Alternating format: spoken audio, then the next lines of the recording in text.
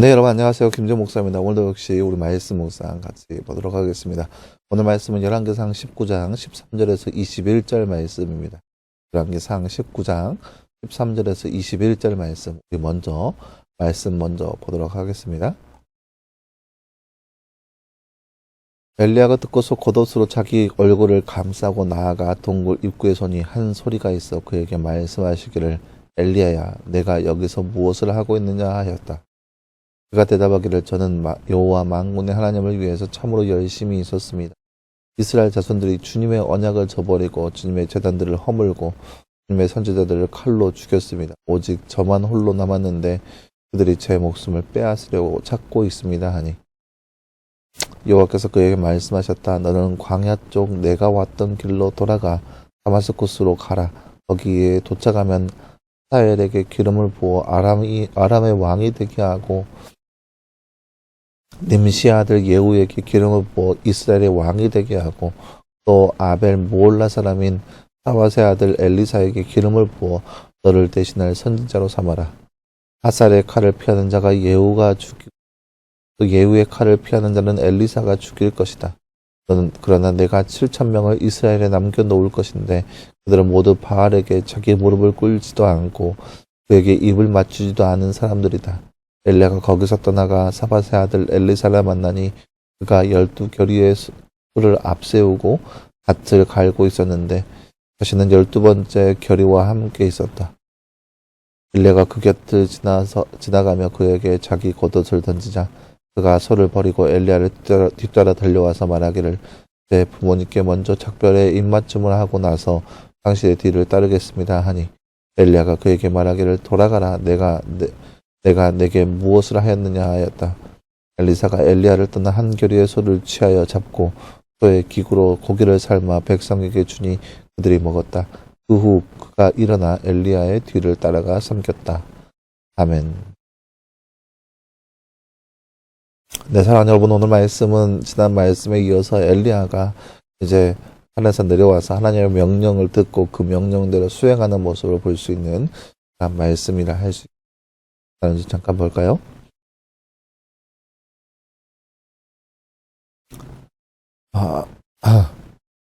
엘리야가 하나님께 저만 홀로 남았다고 말을 할 때 하나님께서 몇 명을 숨겨두었다고 하였나요? 오늘 말씀은 18절 말씀 보면 7,000명, 제가 7,000명을 이스라엘에 남겨놓았다라고 하고 있죠. 7,000명입니다. 엘리야가 하나님 말씀을 들으니 뒤 사밧의 아들 누구를 만나게 되나요? 오늘 말씀 19절 말씀, 사밧의 아들 엘리사를 만났습니다. 네, 사랑하는 여러분, 오늘 말씀은 지난 말씀에 이어서 엘리야가 호렙산에서 하나님을 만나고 그 세미한 음성 가운데 하나님과 대화를 하고 나서 그 뒤의 이야기를 볼 수 있는 그런 말씀이라 할 수 있겠습니다.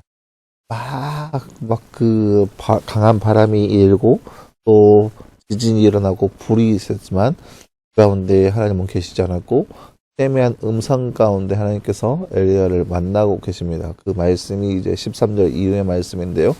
세미한 음성 가운데 하나님께서 말씀하시기를, 엘리야야, 내가 여기서 무엇을 하고 있느냐라고 물으십니다.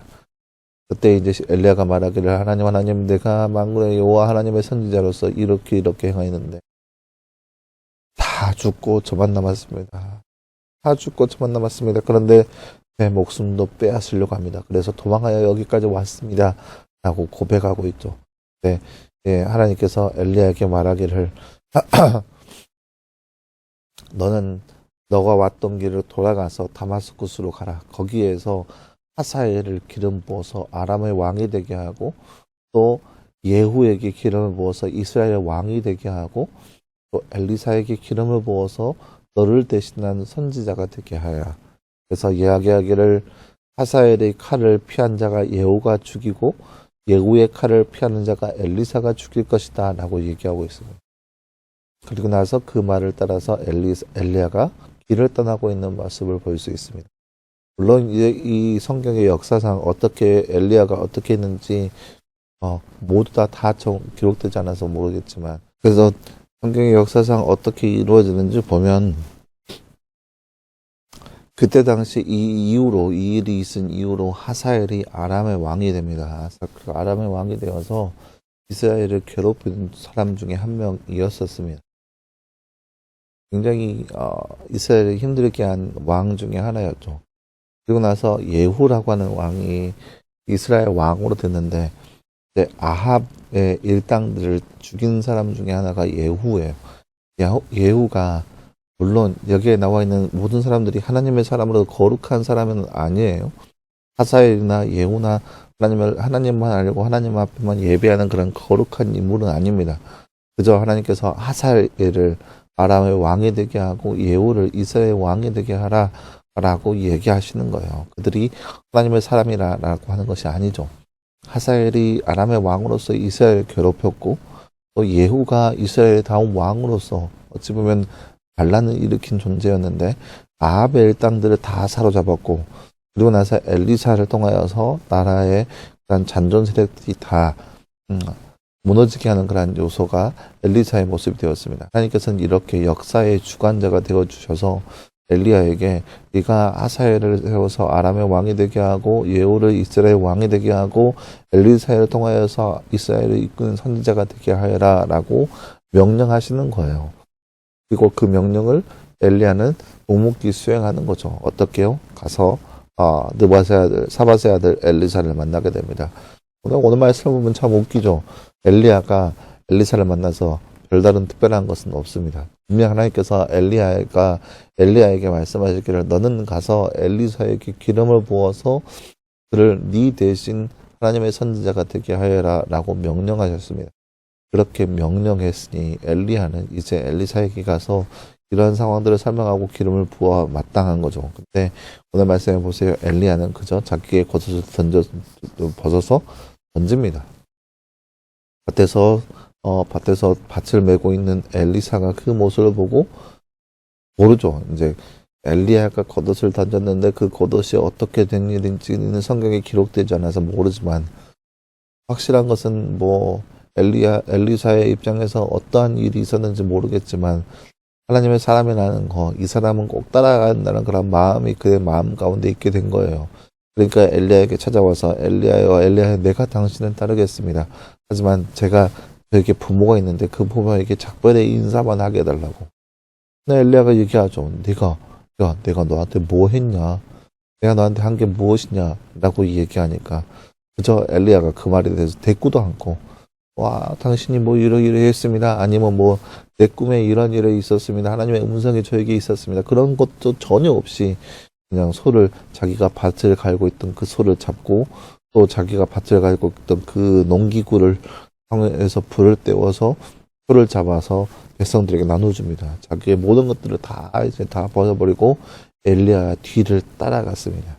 이게 바로 오늘 말씀의 내용이라 할 수 있겠습니다. 사랑하는 여러분, 오늘 말씀을 통하여서 우리가 볼 수 있는 것은 우리의 생각의 역사가 하나님 이 땅 가운데 역사가 왜 이렇게 진행되냐 하면서 가슴 아프고 답답한 모습, 그런 모습 가운데 있을 수도 있을 거라고 생각되어져요. 그렇죠. 지금 세계 정세만 보더라도 삶이 왜 이렇게 진행이 될까? 왜 이렇게 사람들이 이렇게 진행이 돼가고 있을까? 답답한 경우를 얼마나 많이 보는지 몰라요. 분명히 성경에 마지막 때가 되면, 마지막 날이 되면 이러한 일이 일어날 것이다. 이러한 일이 일어날 것이다. 라는 징조를 다 들려주었습니다. 마지막 때, 그 마지막 날이 되면 전쟁이 일어나고 기근과 그런 것들이 일어나고 적그리스도가 일어나고 그런 모든 것들이 다 성경에 기록되어 있어요. 근데 웬걸요 그렇게 세계 정세가 흘러가고 있어요. 전쟁이 곳곳에 일어나고 있죠.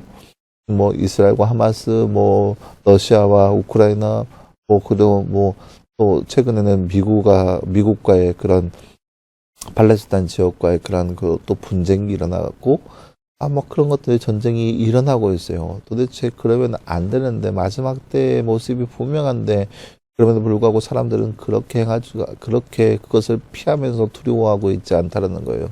또 보세요. 사람들이 생각하기에 불법이 완행하고 있고 죄가 관영하고 있는 세상 가운데 살고 있어요. 그러면 안 되는 거 뻔히 알고 있어요. 사람들이 왜 죄 가운데 있는지 눈에 보이는 죄악이에요. 누가 뭐라 해도 죄악이에요. 어떻게 남자와 남자가 같이 결혼하고 여자와 여자와 결혼하는 그런 사건이 생길 수 있겠어요? 그런 일은 도대체가 일어나면 안 되는 거예요. 하지만 그것을 합법화하고 있고 그것을 정당하게 여기고 있는 여론들이 생겨나고 있어요. 죄가 관영하고 있어요. 온 세계가 마약이 찌들고 있어요. 그래서 마약을 통해서 어마어마한 죄악들이 벌어지고 있고 사람들이 살인을 하고 강간의 그런 죄악들, 도적질이 일어나고 강도 그런 것들이 비일비재하게 이 땅 가운데 일어나고 있어요. 근데 그런 것을 통하여서 정치인들이 깨어있냐? 그것도 아니에요. 서로 싸우고 막 하고 있는 모습들 보면서 인간사에 보면서 어쩜 이렇게 진행될까라고 하는 그런 모습들 답답하고 통탄할 지경이죠. 하지만 하나님께서 말씀하시는 것은 역사의 모든 주관자는 하나님께 있다라는 거예요. 하나님께서 하사엘을 기름 부어서 아람의 왕으로 세우시고 예후를 세워서 이스라엘 왕을 세우시고 그래서 하사엘을 통하여서 이스라엘을 치시고 예후를 통해서 이스라엘을 치우시고 엘리야를 세워서 이스라엘 선지자로 세우시는 그 모든 역사가 하나님 뜻 안에서 진행이 될 것이고 또 실제적으로 진행이 된다라는 것을 오늘 말씀을 통해서 보여주고 있습니다. 사랑하는 여러분, 그렇기 때문에 우리가 이 땅 가운데 살면서 우리의 뜻대로 이루어지지 않는 것처럼 보인다 할지라도 역사의 주관자는 하나님이라는 그 사실을 늘 기억하면서 하나님 바라보고 하나님과 함께 할 수 있는 삶, 그런 거룩한 삶을 살아갈 수 있는 우리의 삶이 되기를 간절히 소망합니다. 함께 기도하겠습니다. 하나님 감사합니다. 주님, 오늘 말씀을 통하여서 엘리야가 하나님 앞에 앞으로 해야 할 일을 듣고 또 실제적으로 그것을 행하고 있는 모습을 우리가 말씀을 통해서 바라보았습니다. 하나님, 이러한 말씀을 통하여서 역사의 주관자가 진정으로 하나님밖에 없음을 우리가 말씀을 통해서 함께 나누었습니다. 땅에 살면서 우리도 역시 하나님만이 우리의 역사의 주관자인 것을 늘 기억하게 하시고 그렇게 행할 수 있는 삶, 하나님 중심인 삶을 살아갈 수 있는 우리의 삶 될 수 있도록 우리 가운데 늘 함께하여 주시옵소서. 이 모든 말씀 감사드리며 살아계신 예수님의 이름으로 기도하였습니다. 아멘. 사랑하는 여러분 감사합니다. 오늘도 역시 말씀에서 승리할 수 있는 저와 여러분 되기를 간절히 소망합니다. 내일은 주말이고요. 주일날 예배 시간에 나와서 함께 예배할 수 있는 우리의 모습이 되기를 간절히 소망합니다. 말씀 묵상은 월요일날 진행됩니다. 수고했고요. 주일날 예배 시간에 그리고 말씀 묵상은 월요일날 다시 보도록 하겠습니다. 오늘 수고했습니다.